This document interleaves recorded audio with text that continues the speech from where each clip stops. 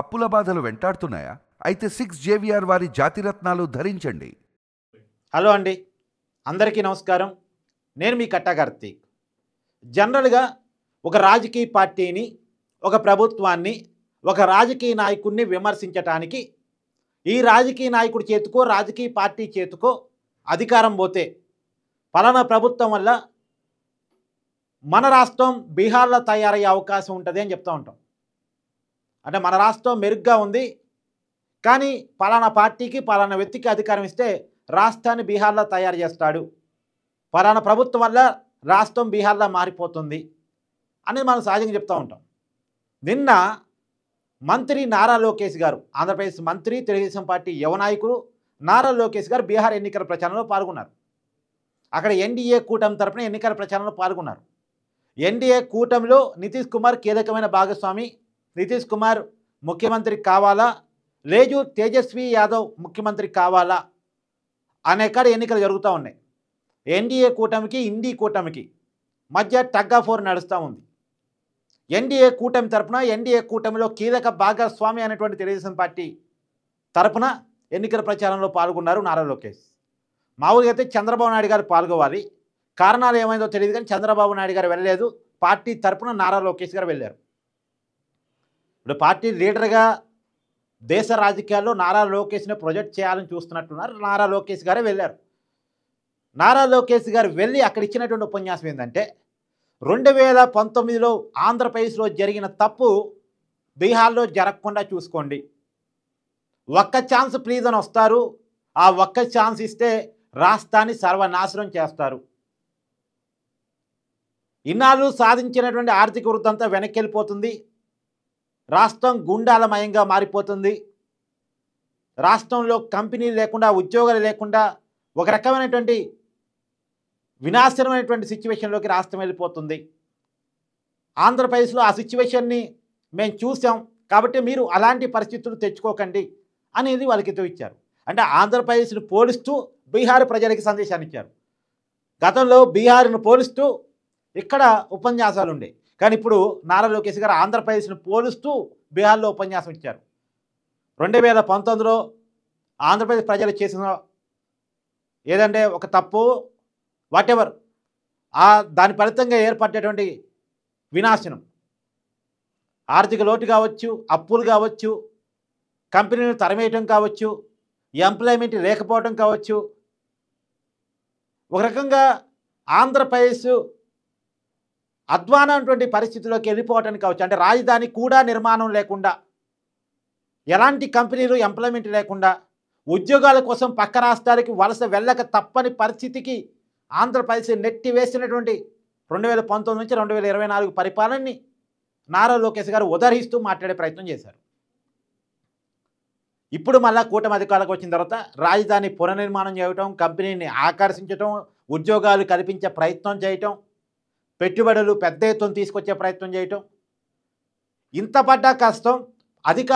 అధికారం మారితే తర్వాత వచ్చే వాళ్ళు కంటిన్యూ చేయకపోతే ఇబ్బందికరమైన పరిస్థితుల్లోకి రాష్ట్రం నెట్టబడిద్ది. దానికి ఉదాహరణగా ఆంధ్రప్రదేశ్ గతంలో కనపడతా ఉంది.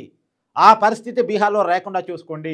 నితీష్ కుమార్ కొద్దిగా అభివృద్ధికి ప్రోగా ఉంటాడు, ఎన్డీఏ కూటమి అభివృద్ధికి ప్రోగా ఉంటుంది, కాబట్టి ఎన్డీఏ కూటమిని గెలిపించండి అని చెప్పటానికి నారా లోకేష్ గారు ఈ ఉదాహరణ అంతా చెప్పుకుంటూ వచ్చారు. సరే, ఈ ఉదాహరణ మీద భిన్నాభిప్రాయాలు అయితే వ్యక్తమవుతున్నాయి. ఆంధ్రప్రదేశ్లో ప్రజలు 2019లో చేసిన తప్పంటారా, లేదా ఆంధ్రప్రదేశ్ను పోల్చి బీహార్లో ఎందుకు చెప్పారు, ఇలా నెగిటివ్గా చెప్పేవాళ్ళు ఉన్నారు. కరెక్టే కదా, ఆంధ్రప్రదేశ్లో గత జగన్మోహన్ రెడ్డి గారి పరిపాలనలో ఏం జరిగిందో మనం చూసాం కదా. రాష్ట్రాన్ని గంజాయి వనాలా మార్చారు, రాష్ట్రాన్ని ఒక అధ్వానమైనటువంటి పరిస్థితిలోకి నెట్టేశారు, కంపెనీని పారదోరారు, చివరికి వాచ్యమైన ఉద్యోగాలు కూడా లేకుండా చేసి పక్క రాష్ట్రాలకు పోయి ఉద్యోగాలు చేసుకునే పరిస్థితిలోకి ఆంధ్రప్రదేశ్ నెట్టేశారు.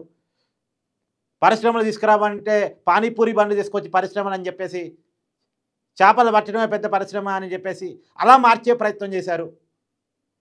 అంటే ఆ పని చీ పని కాదు, కానీ అది మాత్రమే కాదు కదా ఎంప్లాయ్మెంటు, అన్ని రకాల స్థాయి ఎంప్లాయ్మెంట్ని క్రియేట్ చేయాలి కదా. ఆ ప్రయత్నాన్ని గత ప్రభుత్వం చేయలేదు అనే విమర్శ, అది లోకేష్ గారు చెప్పింది కరెక్టే కదా అనేటువంటి సానుకూల దృక్పథం కొంతమందిలో ఉంది.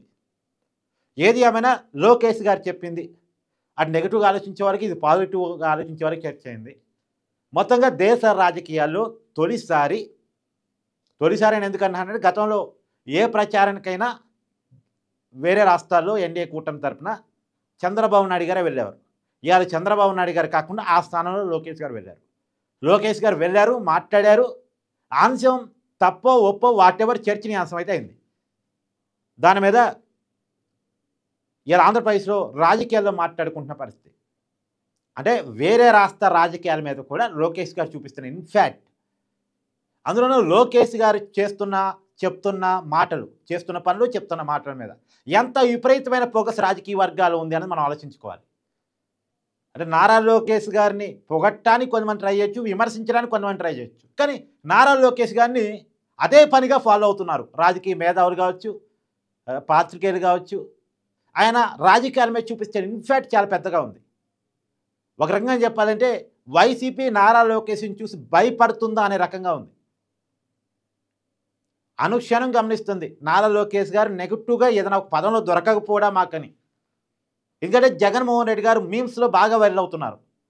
ప్రెస్ మీటింగ్ రావటం, ఏదో ఒకటి తప్పుగా మాట్లాడటం, దానివల్ల వైరల్ కావటం. గతంలో నారా లోకేష్ గారిని బాగా ట్రోల్ చేయడానికి వైసీపీ ప్రయత్నం చేసేది, నారా లోకేష్ని లీడర్ కాకుండా చేయడం కోసం. కానీ ఎంత ప్రయత్నం చేసినా కష్టపడి ఎదిగాడు. ఏనాడు టీడీపీ గెలవని మంగళగిరి సీట్లో 1983 తర్వాత ఏనాడు గెలవని సీట్లో కొన్ని దశాబ్దాలుగా విజయాన్ని చూడని చోట 90,000కు పైగా మెజార్టీతోటి తనకు తాను కంచుకోట నిర్మించుకొని అదే స్థానం నుంచి ఓడిపోయి మళ్ళీ అదే స్థానం నుంచి గెలిచి కింద పడ్డ చోటే లేచి తనకంటూ ఒక మార్క్ చూపించుకొని ఇది నా నియోజకవర్గం అని తనకు తాను నిర్మించుకొని సేఫ్ జోన్ అనేది కాకుండా, ఇప్పుడు జగన్మోహన్ రెడ్డి గారు అనుకోండి, రాజశేఖర రెడ్డి గారు, వివేకానంద రెడ్డి గారు నిర్మించినటువంటి పులివెందుల కోటలో నిలబడతారు. అది సేఫ్ జోన్ సీట్ ఆయనకి. అది జగన్మోహన్ రెడ్డి గారు నిర్మించుకున్న కోట కాదు. కానీ నారా లోకేష్ గారు తనకు తానుగా మంగళగిరి నిర్మించుకున్నారు. ఓడిపోయారు, గెలిచారు. ఏదేమైనా తనకు తానుగా మంగళగిరి ఏర్పరచుకున్నారు. అలా రాజకీయాల్లో తనకు తాను ప్రూవ్ చేసుకున్నటువంటి వ్యక్తిగా నారా లోకేష్ చూడాలి. ఇది ఒక బిగ్ ఛాలెంజ్ నిజానికి మన మంగళగిరిలో లోకేష్ గారు చేసింది. ఎందుకంటే పార్టీ గెలిచి అధికారం వచ్చి నారా లోకేష్ గారు ఓడిపోతే నారా లోకేష్ గారి పొలిటికల్ లైఫ్కే ఇబ్బంది అయ్యేది. అంత ఇబ్బంది అవుతుందని తెలిసినా కానీ ఛాలెంజ్ని తీసుకున్నారు లోకేష్ గారు. ఛాలెంజ్లో నెగ్గారు లోకేష్ గారు. అది రియల్ టైం ఛాలెంజ్ అనేది ఒకటి ఉంటుంది కదా, ఆ రియల్ టైం ఛాలెంజ్లో నెగ్గారు. మనం ఆ మేరకు మనం గ్రేట్ అనాలి. కానీ ఏది ఏమైనా నారా లోకేష్ స్పీచ్కి అక్కడ ఇండి కూటమి ఏ మేరకు భయపడిందో, ఏ మేరకు బెదిరిపోయిందో, ఏ మేరకు బీహార్లో ప్రభావం పడుతుందో తెలియదు. కానీ ఇక్కడ వైసీపీ మాత్రం భయపడుతుంది, బెదిరిపోతుంది, ప్రభావితం అవుతుంది అనేది నడుస్తున్న చర్చల ద్వారా మనకు అర్థమవుతున్న విషయం. Thank you.